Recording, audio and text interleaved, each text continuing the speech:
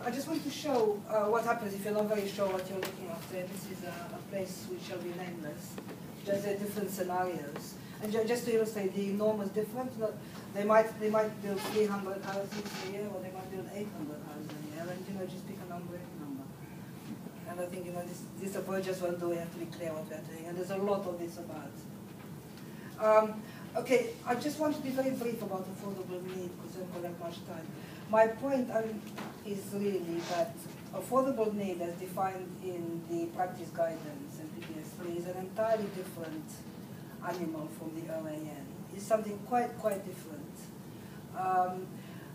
It is not part of the objectively assessed needs. It is an aspirational standard which has some uses, but it's not part of the OAN. It's a material consideration. And I don't want to go through all this unless anyone disagrees with that view, because it's sort of quite technical and quite boring. Yes, now? Should I talk about it or should I not talk about it? Yes? Okay, very briefly. I don't know, I'm not getting a yes or a no. Mood of the meeting? Well, I'm not getting I'm getting blank looks from people. I'm not sure. I'd have a quick. Okay, all right. If you read the, okay, has anyone read the 2007 Schma practice guidance? Yes? Sorry, of course. Anybody else? Anybody else read it? Okay. It's 90% of it is about the need for affordable housing. It is a completely normative concept. It's about what ought to be in a good, happy world. It means that anybody who cannot afford suitable housing in the market should be accommodated in affordable housing. Suitable is a very demanding set of standards. I mean, in North London, I don't know anyone in my children's generation who made these standards. There's no overcrowding, no sharing of amenities, no nasty landlords, no excessive maintenance, no more than 25% of the household's gross income spent on rent, which is entirely inconsistent with present day reality. I don't know how many of you know 25, 30 are living in London. Private rented solutions don't count, so if your landlord harasses you, according to the guidance, you're not a person who needs to go to court and get the landlord sorted. You are somebody who ought to be put in affordable housing. And it also includes a backlog, so everybody who's now in bad housing over 5 years needs to be accommodated. So all this produces a very large number, which is not even technically comparable with the OAN, because it is not, a lot of it is not necessarily a need for newly built net new housing. For example, you can meet this need by buying houses in the private market and getting rid of the bad landlords. And a lot of the time in Birmingham, housing associations are buying unwanted houses to gradually set them. Very often, if you look at SHMAs, it's much more than the total requirement for objectively assessed need, and virtually always much more than anyone thinks the public sector can provide. So it's a useful number, but it's something entirely different. And in my opinion, the fact that the NPPG calls both these totally different numbers need is incredibly confusing. And as we know, building inspectors are always right, and they're the smartest people there are, but even they sometimes get confused. And one can only hope that something will be done to clarify that. And anyway, you don't want to be allocating sites for need which will not be met, which is the case for a lot of the PPS3 need. Does that make sense? And should I stop that? Anyone, I don't know if maybe anyone wants to discuss that? Can I just say, I mean, that isn't the view of the development industry. I mean, generally, the type of representations that we receive would say that one, demographic trends, one, economic aspirations and projections and potential for growth, and how you match that with housing growth. But thirdly, when it comes to affordable housing, they would say, for example, if you need 3,000 affordable homes, then one would need to build 12,000 generally in order for the market to facilitate that growth. And they would say that is part of your objectively assessed need. I can see that's one way of working out the objectively assessed need, and I see many people who do it, but I don't think it's awfully realistic, because unless somebody is going to build and buy the other 9,000, you can provide as much land. First of all, the total of 12,000 you end up with is going to be generally much larger than any other measure of need. So it's going to be one really, really big number. Like a tail wagging dog number in a sense. And you've not proven, unless you look at the demographic and the economic evidence, how come people are actually going to build and occupy these houses. So I think it's too far removed from reality. I don't know. They have a view about this. Yeah, I mean, I think it's. I do understand the arithmetic logic, but actually, in reality, that's just not going to happen because, as you say, the number is too big that you end up. You said it much more briefly than I did. It's not going to happen. After sitting in many meetings with other consultants working out how to deal with council numbers, it is quite a final throw of the dice if you can't make anything add up to prove your point otherwise, because the old-fashioned SMAR number is always so sky high. It is always a nice final little bit saying, oh, by the way, evil council, if you're not going to meet your affordable need, you need billions of houses. But I don't have that much faith in it, but you will continue to see it in practice because it's an easy thing to make. There is a much more sensible approach to this, which I think many inspectors take, to say, look, your OAN really is a bit tight. If you really need this very minimum version of the OAN, you're only going to build 5 affordable housing. And look, here's 2,000 people with no kitchens. So I think that's, it's a material consideration, it's relevant. But I don't think you can use it mechanically. I think the interesting lesson going forward, and we've got a case just like this at the moment, where the current draft of the SMAR doesn't make it clear what its final number is, and whether its final number is objectively assessed need, or whether it is the calculation at the end of an old-fashioned SMAR. And that's, in its draft version, is quite dangerous, because we're worried about getting to an examination where the development industry picks up that document and tries to misuse it. So we're just trying to cover that off. But at the moment, as Christine said, we're in a very difficult policy position where we don't have clear guidance to separate the two, and there is a lot of wriggle room to confuse the two numbers. There's a lot of confusion about, in one place, which also shall be nameless, they felt their duty to cooperate. And the story was that they phoned whichever they ought to have cooperated with, but they are put through to the housing department, who didn't know anything about development funds, so they failed to cooperate. And I thought, but there is this mix between housing, policy. Okay. Yes, let's. We've got a thing called the cookbook, which really started off as our own method for working on these studies. So I'm just going. It comes in about 3 phases. First thing you do is define, and this is, I'm trying to follow the new National Planning Practice guidance. So I'm going to say first what the guidance say, and then say what further advice I might give you. Okay, the guidance says you must define your geography. Your calculations must relate to housing market areas, all of the single authorities. And in order to draw this area, you must have regard to free source information, which are house prices, migration patterns, and a whole lot of contextual data, such as commuting. That's all it says. It also says to use proportionate evidence in doing all this, which I think is difficult because if you read that part of the guidance, it suggests quite a lot of overkill in working out these areas. This is very hard to do. And I'm going to say why I think it's hard to do. First of all, you can't have every authority draw their own HMA. And I want to illustrate, which is what they're often doing at the moment. So, a single authority, SMAR, will just look at them and their neighbors. But if you look at each place and their neighbors, you have as many HMAs as you have authorities.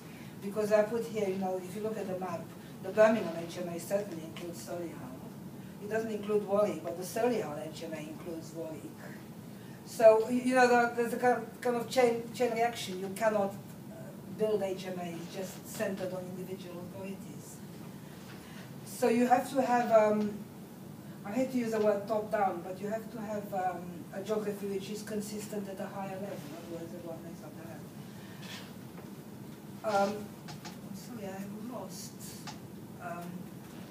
So I've lost the slide, I'm just going to say. There is, oh yes. Sorry, I've lost it.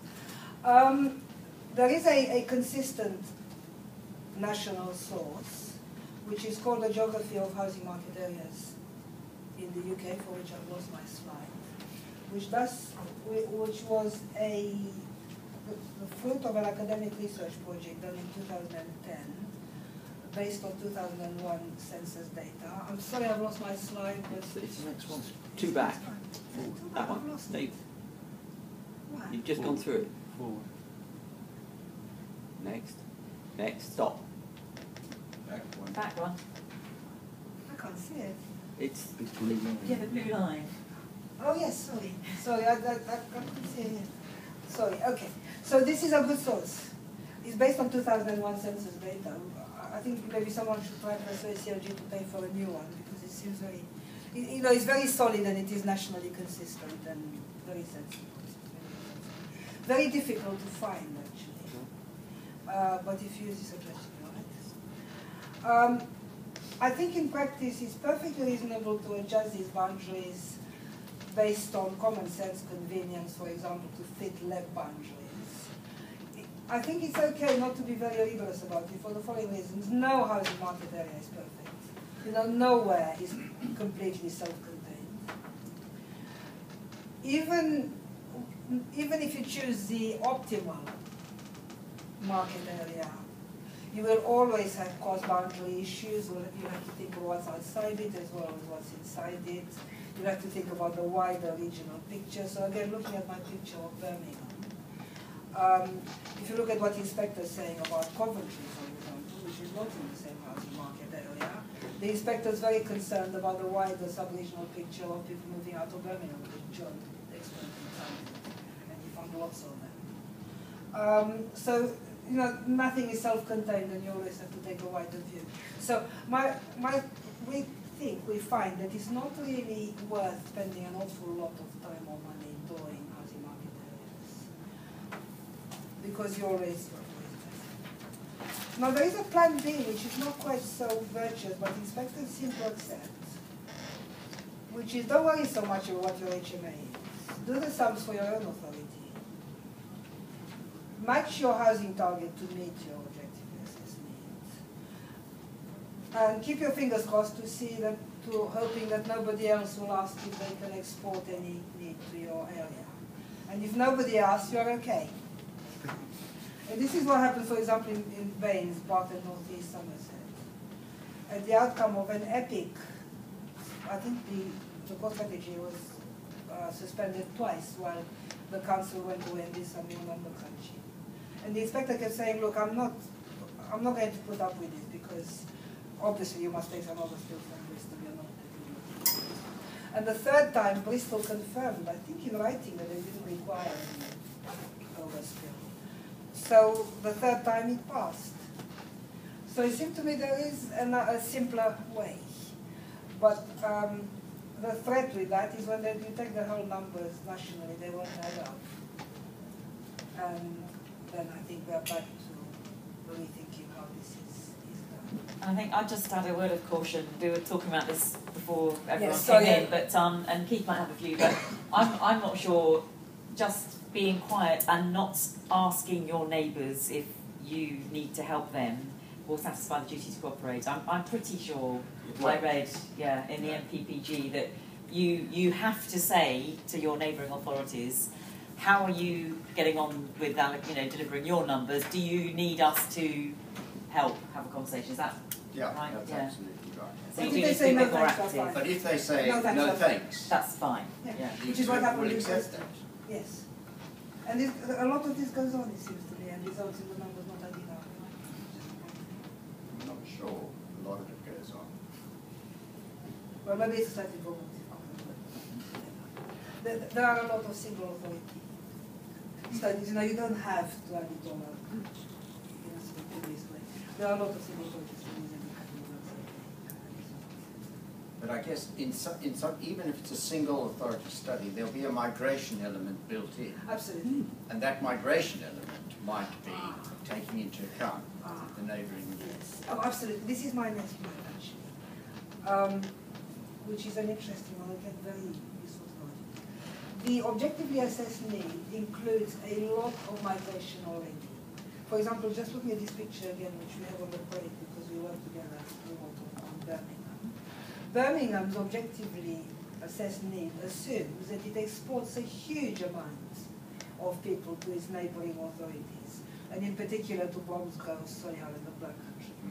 Massive, because it's always been like that. It's a young population structure, they have a lot of children in the house. So, and that is already there. So although something which may be called Solihull's need is actually quite considerably composed of people who come from Birmingham. When we say that Birmingham is asking Solihull to take some of its unmet need, it means even more on top of that. So on top of that very large number, which is already earmarked to Solihull, although they live in Birmingham, there is an extra bit on top. And that is something which I think is not clearly understood. And I mean, to be honest, authorities who want to control their objectively assessed need and don't want it to look so enormous, it seems to me, and I put this here, one argument which people are not using but might well use is that in places where there are places where the majority of the objectively assessed need is projected in migration. And I've got two examples here which are taken from the immortal works of John Hollis. In Horsham, for example, out of 9,300 increase in population, 7,900 was net migration in the last 10 years. And that's not the migrants' children, that's just the actual migrants. The migrant children even more. Similarly, Mid Sussex, which is next door, these are the receiving end of London of migration. Out of 12,800, 10,900 migrants, very, very large. Now, technically, these 7,900 persons are part of Horsham's objectively assessed needs. But nobody's arguing that Horsham should have a nil migration scenario. But when they discuss about objectively assessed need, where it should go in the HMA, or where they should go in Horsham next door, it's very sensible to look at these people and consider why they want to be there, where they might go instead if it's full up. And the answer to these questions will be quite different from the answer for people who are already in Horsham, maybe. So it's just a consideration. I think it'd be useful in advising people to distinguish between two kinds of objectively assessed need: continuing imports and local. Not for the purpose of limiting migration or killing migration, but just seeing what's there. So these are my questions. This is all I really want to say about geography. I don't know if anyone has any examples.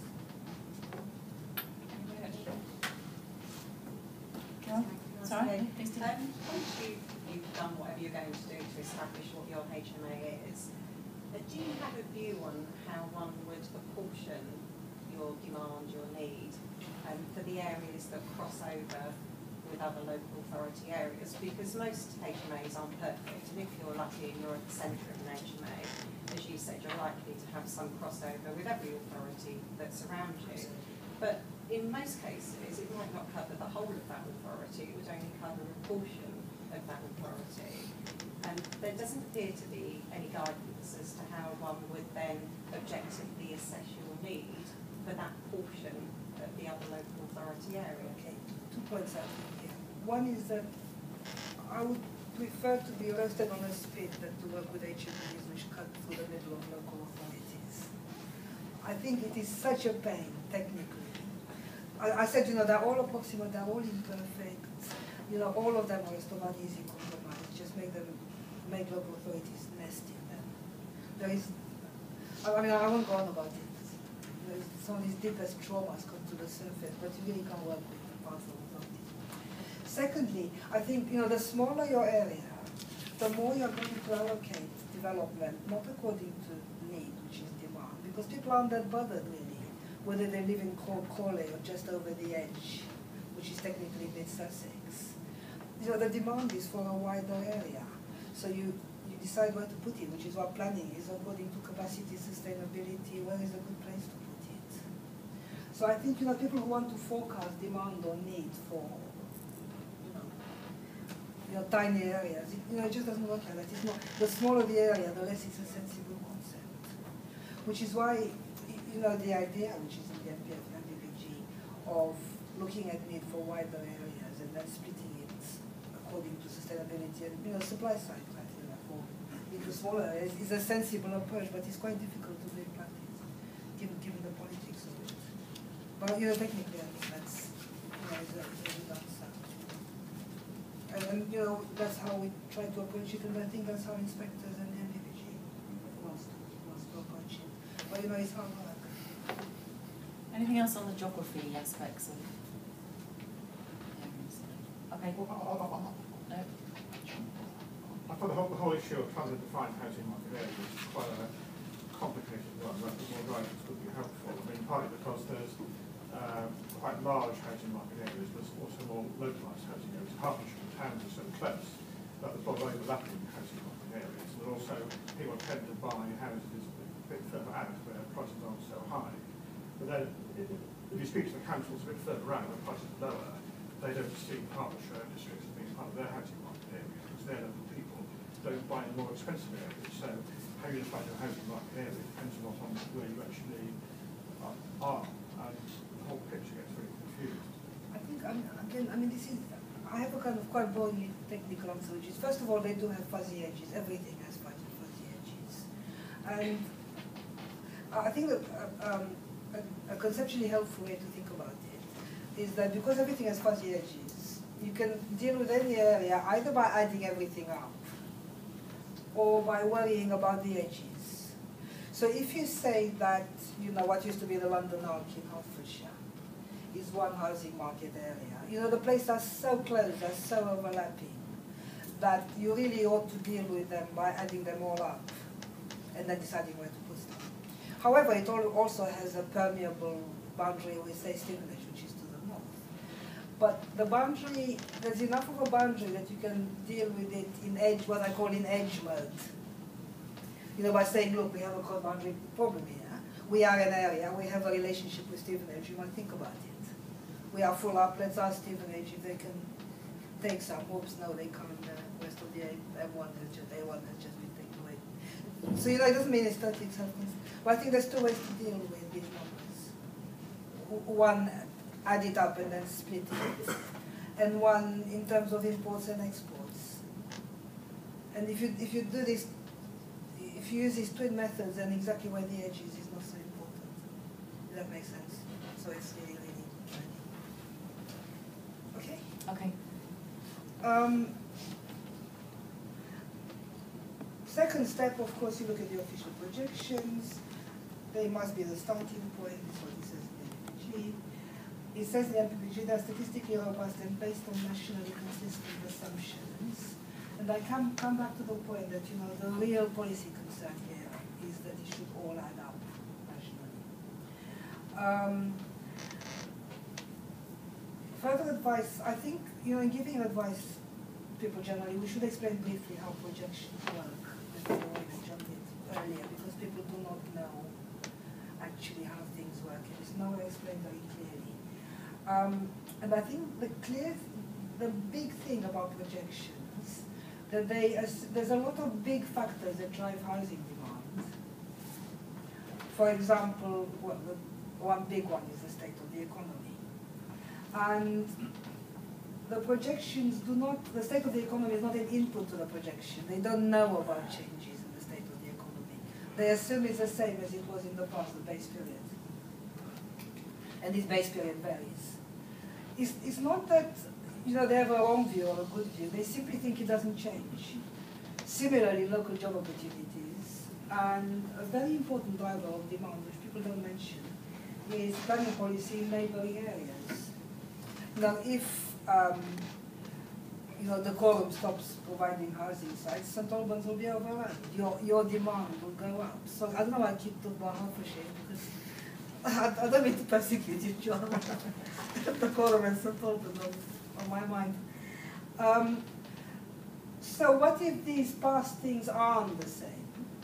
What, if it's much easier or much harder to get mortgages? What if your neighbors stop providing land?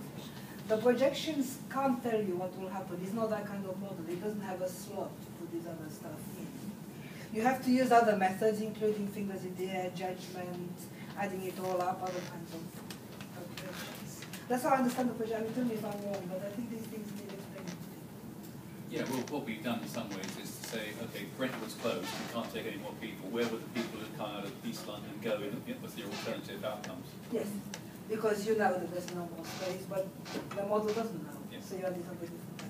So I think it's important for people to realize what the limitations of these things are. And I think actually also something very important. It says everywhere, projections continue past trends. They continue past trends for particular age-sex combinations. So what they're actually modeling is a change in the age structure. In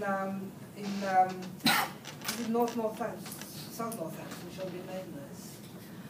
If you look at the projections, everybody's very old. In 15 years' time, everyone's going to be even older, so they're not going to have so many houses. It's the internal dynamics of that age structure. But what it doesn't know about is external things that impinge on demography. So it's just a technical point. I won't even stop because you can't disagree with that in John Place. The next point really is that you build alternative scenarios, or what's called the NPPG sensitivity testing.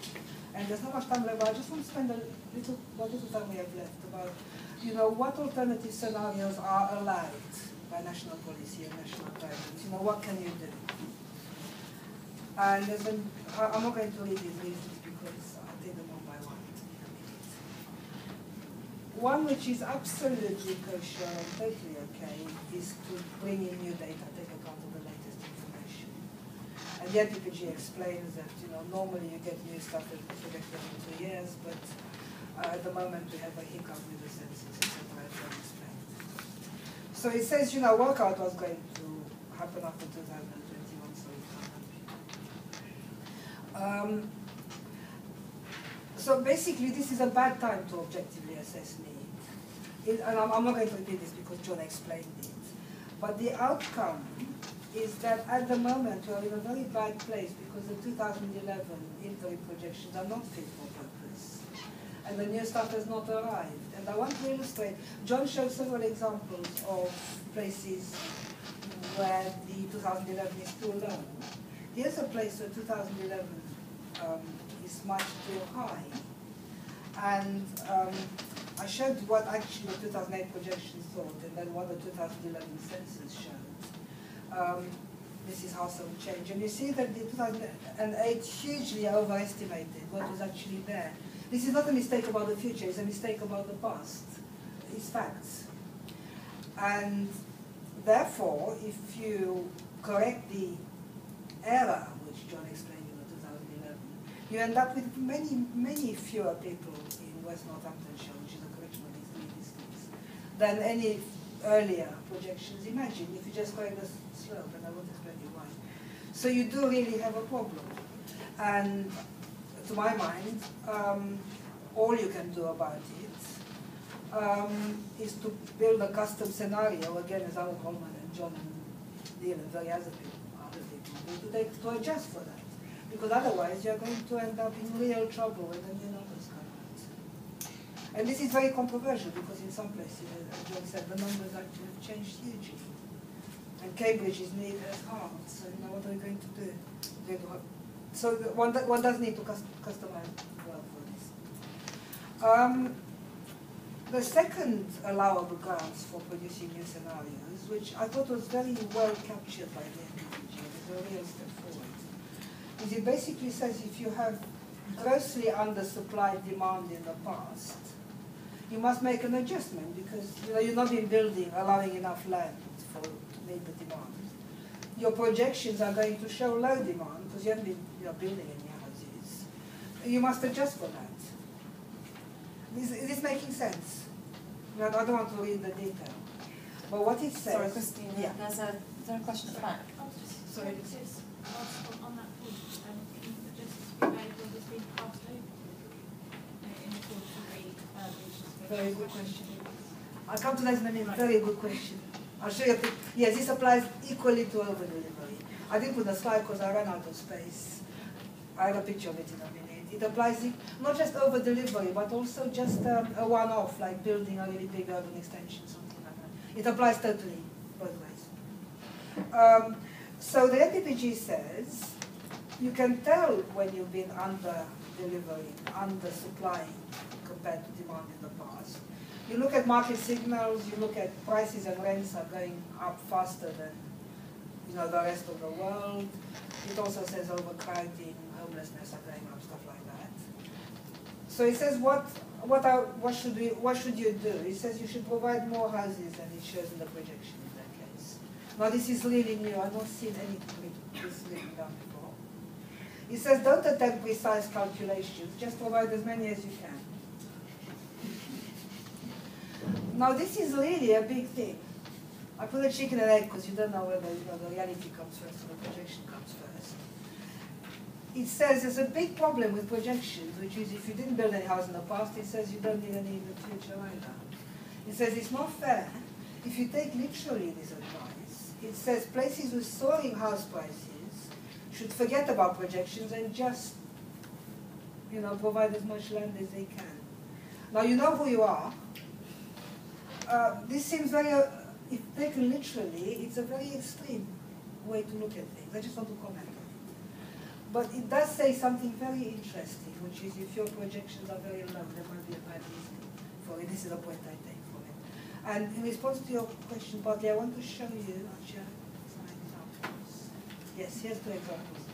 Here's an example from a place which imposed a moratorium on releasing housing sites. And you can see that this net in migration, partly as a consequence, fell like a stone. Now, I would say clearly they've been under-delivering, because we know from the accompanying narrative that they stopped giving planning permission. So naturally, people stopped moving in because there weren't any houses. And in the past, in the future, they ought to be adjusting for that. Similarly, here's a place which you asked about, which you see has this huge bump in migration when they build this huge urban extension. And again, arguably, you should smooth this out, because otherwise you're going to have to build, a huge urban extension every 5 years. So, I think because the NPPG is not very clear about how you should make these adjustments, I think one might provide some technical advice on this issue, which applies in many places. Because I think just build all you can is a bit harsh, and nobody's going to take it literally. And, all the locals will be up in arms, and it's not enough. So we thought it's possible to approach this technically and just try and get some notion of what would be a reasonable uplift to allow for this. I think conceptually the way to think about it is that projections, I said before that objective assess need is unconstrained demand. It's not really unconstrained or policy off, it's policy same demand. It assumes that you don't tighten your constraints. So I think it is possible, and again, we do this working with John, to build scenarios where you pick a past period in which policy was not unduly constraining, and you use that as the base for your projection. And John and Richard have cooked up a method called the high 8, which I haven't quite got to the bottom of. But I mean, the technical idea is to look at the past, which is generally agreed to be fairly sensible. Looking at the best years for migration over the recent 11. In a place which was highly constrained, maybe yes. that's why you do something else. So it's just it's just a starting point rather than just picking up. I'm coming to my final. Should I stop for a moment here on this undersupply point?